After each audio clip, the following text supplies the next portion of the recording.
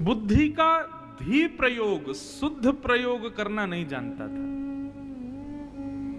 ज्ञान को कहां रखना चाहिए, किस भाव में उसका प्रयोग करना चाहिए, ये रावण को नहीं पता था। इसलिए यहां पर अब 7वां लक्षण जो आया है वो है धी, यानी कि विवेक। राम जी हमारे विवेकशील हैं, विवेकी हैं। कब कहां क्या निर्णय लेना है, कैसे लेना है, क्या करना है, इसकी परिपूर्ण जानकारी उनको है। धी विद्या सत्यम क्रोध दशकम धर्म लक्षण। और राम जी की धी का दर्शन कितनी बार हम लोगों ने किया। वाल्मीकि रामायण में एक प्रसंग आता है कि जब विभीषण को लंका से बाहर कर दिया रावण ने, तो विभीषण राम जी की शरण में आया।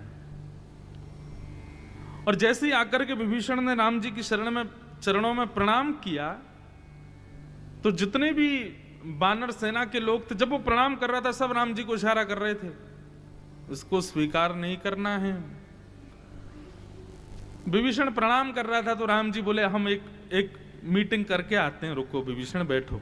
विभीषण को बाहर बैठाया, सबको भीतर बुलाया, बड़े बड़े जितने भी वानर थे सबसे राम जी ने राय ली, बताओ क्या करना चाहिए। विभीषण आया, भैया शरण मांग रहा है, दें कि नहीं ना दें। सबने प्रणाम करते हुए हाथ जोड़ करके राघव के चरणों में बस प्रार्थना की, नाथ आपकी जैसी योग्यता आपको लगे, आप सब जानते हो, अंतर्यामी हो। लेकिन सुग्रीव जो था वो तो अड़ गया, बोले नहीं राघव, मैं आपसे प्रार्थना करता हूं, इसको स्वीकार मत कीजिएगा। क्यों? रावण का भाई है, रक्त तो एक ही है, एक ही नगर में रहते हैं, एक जैसा ही प्रसाद पाते हैं, एक ही संतान है, एक ही कुल में रहते हैं, कुछ ना कुछ लक्षण तो इसमें रावण के होंगे। क्या पता रावण का कोई गुप्तचर हमारे अंदर की जानकारी लेने आया हो। नाथ कृपा करके आपसे प्रार्थना है, इसको स्वीकार मत कीजिएगा।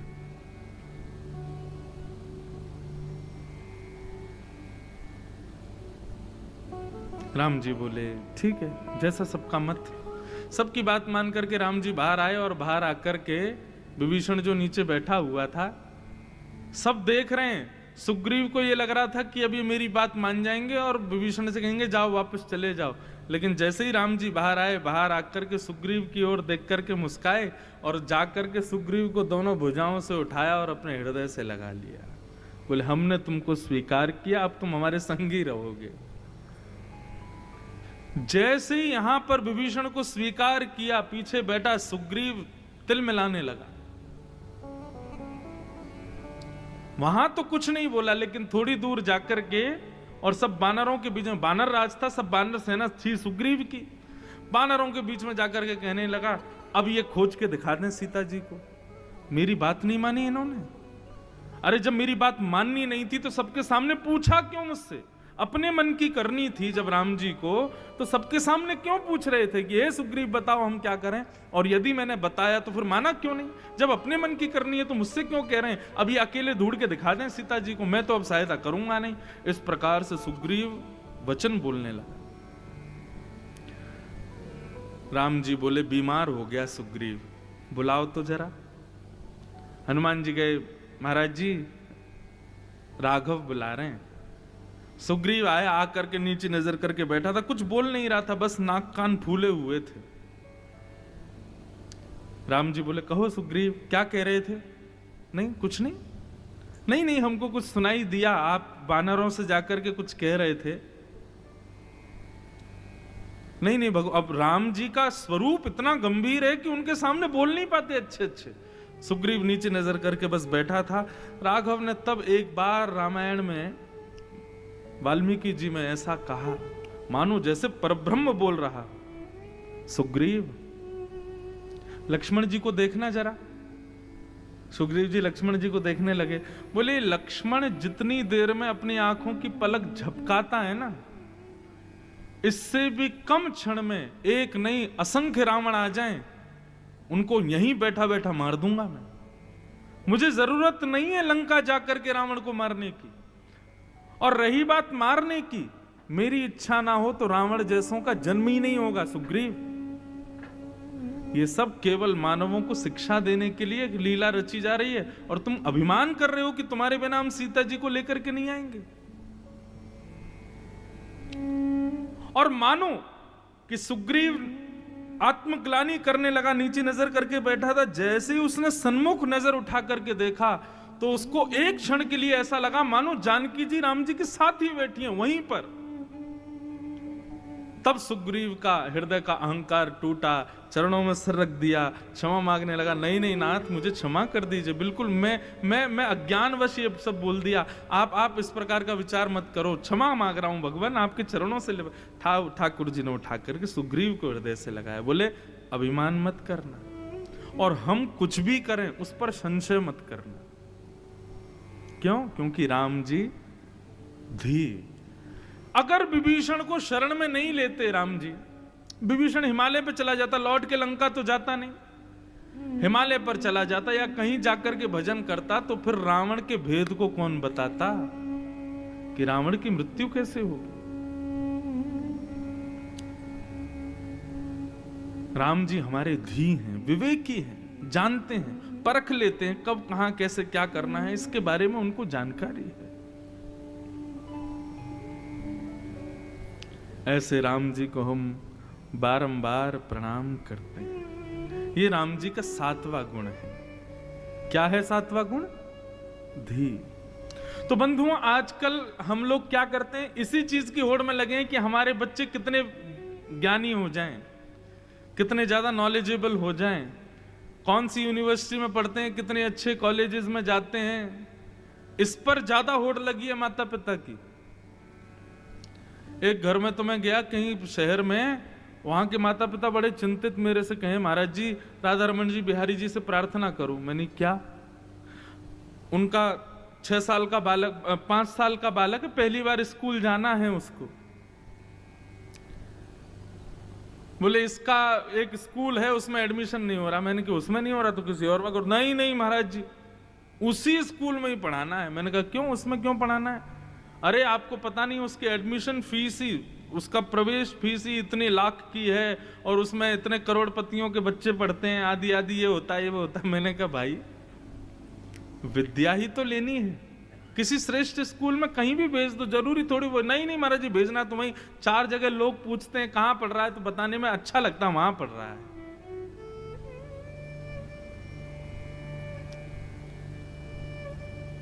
आजकल बड़े लोग बच्चों को अच्छे और पॉपुलर स्कूल कॉलेजेस में भेजने की होड़ में रहते हैं, लेकिन कथाओं में बच्चों से तुम घर ही रहो, कहा करोगे कथा में जाके? तुम यहीं रहो, वहां जाके क्या सुनोगे तुम कथा में? बच्चे ज्ञानी तो हो जाते हैं, विवेकी नहीं बन पाते।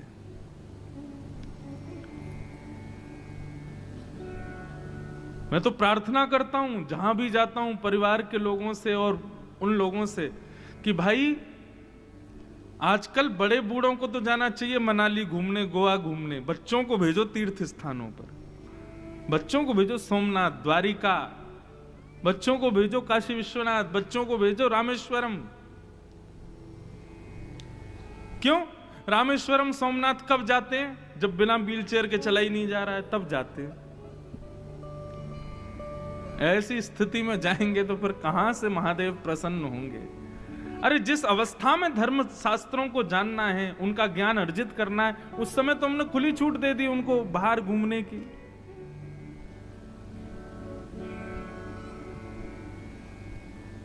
विवेकी बनाओ। क्यों?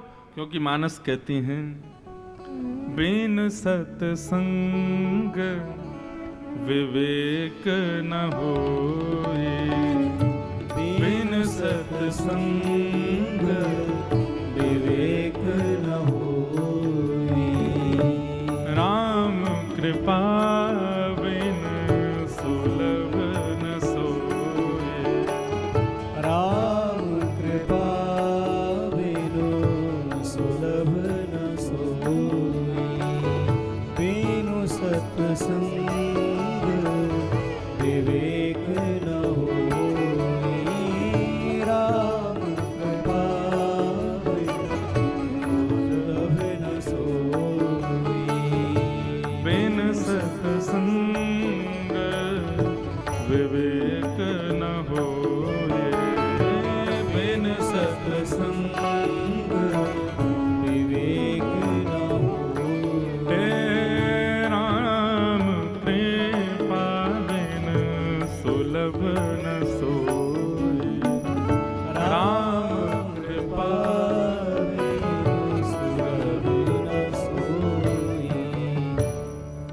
बिना सत्संग के विवेक नहीं हो सकता। विवेक माने धीर, सद असद का ज्ञान होना। देवादिदेव महादेव शंकर जी विवेक के प्रदाता हैं, वो विवेक देते हैं। महादेव का अभिषेक आप किस भाव से करते हो, दर्शन किस भाव से करते हो मुझे नहीं पता, लेकिन मेरी मान करके अगली बार जब भी महादेव का दर्शन करो इसी भाव से करना कि हे नाथ हमको विवेक दीजिए।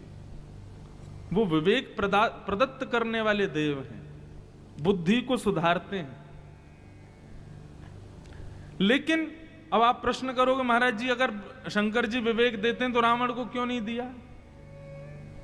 रावण दीन बन के जाता कहां था? पहले सत्संग सुनो, सत्संग दीन बनाएगा, और फिर जब दीन बन जाओ तब शंकर जी के पास जाओ। रावण सत्संग को सुनने को कह दो तो जो सत्संग सुना रहा होता था रावण उसको हटाता, बोल तू हट मैं सुनाऊं, मुझसे ज्यादा ज्ञान है क्या? अति सर्वत्र वर्जयत, अति हर चीज की बुरी है भैया। ज्ञान भी यदि अतिशय मात्रा में हो जाए वो भी बुरा है। कम हो लेकिन विवेक युक्त हो तो कल्याणकारी।